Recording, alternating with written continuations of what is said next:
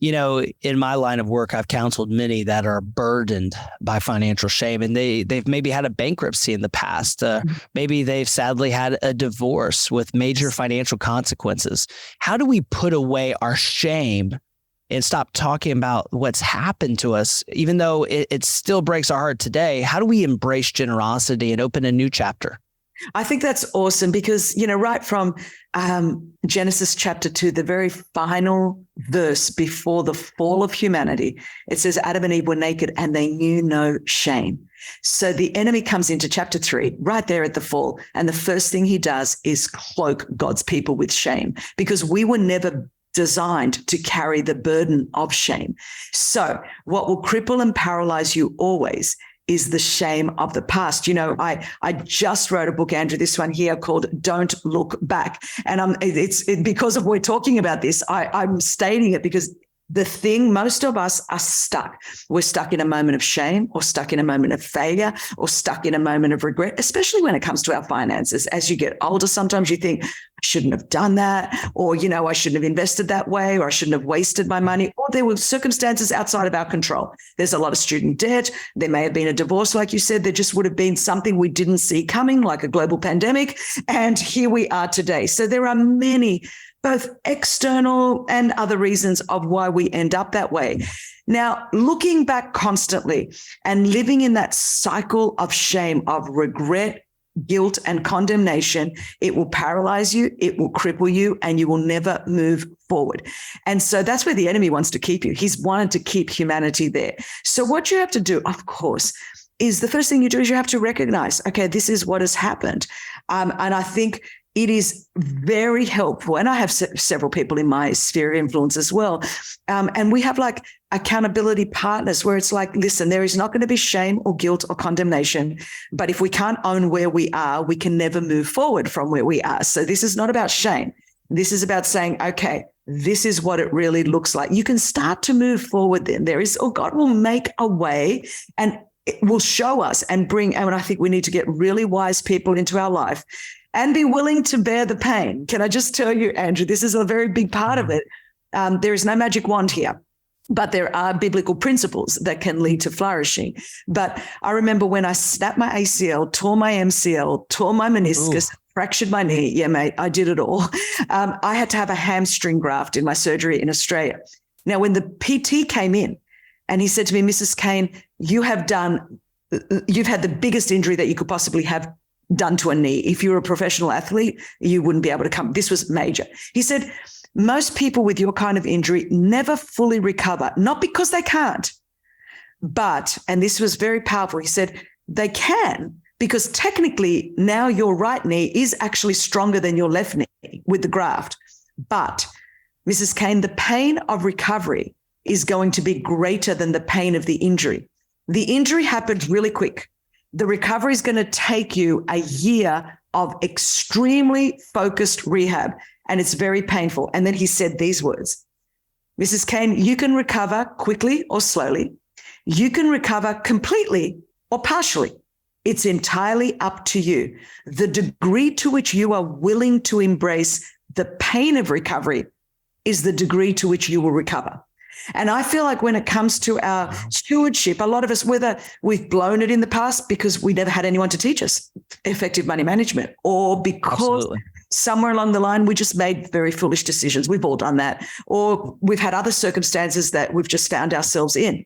Well, the deal is, and the reality is, to move forward will require some pain. We're going to have to pull the belt in tightly. We're going to have to not have some things we want to have. We're going to have to delay gratification on a whole lot of things. We're going to have to work hard. There's things that we do.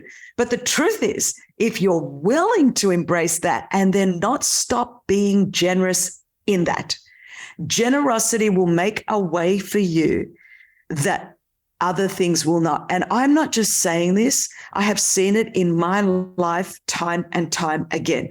Nick and I, no matter how challenging things have been, and it continues to be when we open a new office. I mean, you need millions and millions of dollars to fight human trafficking and to open new offices and to advance. And we have hundreds of staff all over the world. There are a lot of things to navigate.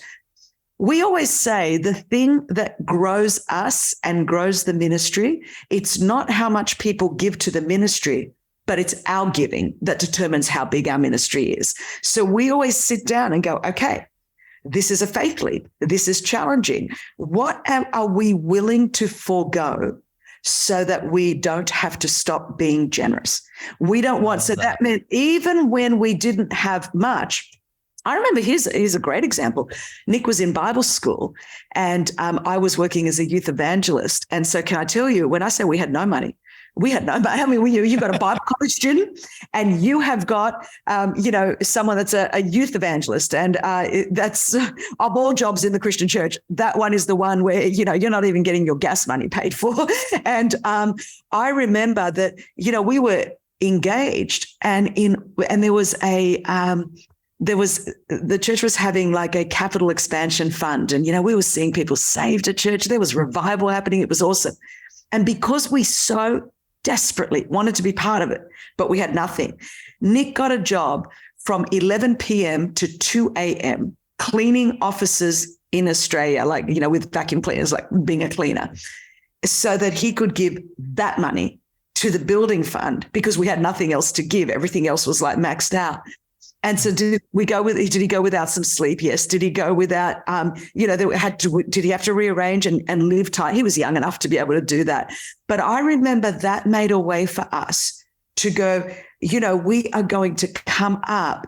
If the world of the generous gets larger and larger, we want to get a larger world. Okay, so we have to get creative. And it says the good man out of his good heart creatively devises ways of moving forward. And I think God gives us, that was what was open for us at the time.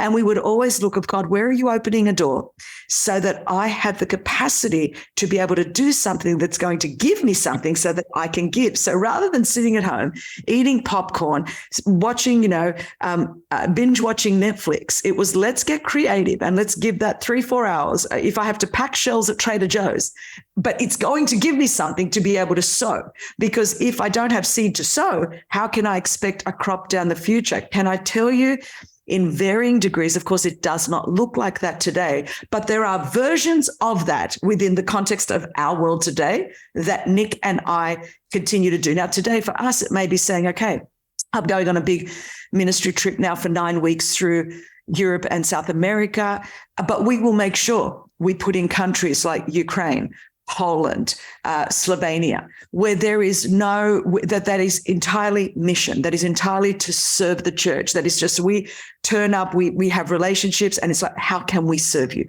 What can we do? So today, nowadays it's my teaching, it's resources that we get translated to be able to distribute, whatever it might be. It's the equivalent of back then. It was, let's get a job in a office, and that's what's going to give us the capacity to give. Now it's like, okay, I have the capacity to be able to serve the church in a different way, but I'm going to find it in my trip as I go to, speak in arenas in Amsterdam and London and Sweden. I'm going to go off the beaten path and find little churches and little ministries that are serving the poor and the marginalized in Ukraine, that are helping to rescue the victims of trafficking, or Poland or Slovenia. And we continue to do that. And can I tell you, Andrew, to this day, the Lord continues to bless and increase it. And I believe a lot of it has to do because of that. Mm-hmm. It's just this stewarding theme that I love that you're talking about. And I don't want people to miss this, the pain of the recovery compared to the work that you're going to have to do to get out of that injury. And a lot of people that have had one of these financial setbacks, if we're not careful, we'll take that limp on for the next decade, and we won't embrace generosity, and we'll miss out on ministry opportunities that we could be a part of because we're still holding on to that pain of that injury. So I think it's just such powerful. And then again, this theme about building that muscle is that he was working late hours because one day you're going to need those muscles in the future for your future ministry, which is going to require so much tireless sleep and a lack of sleep to manage the logistics that you're managing now. And it's because you built those muscles back then. So absolutely nothing is wasted ever.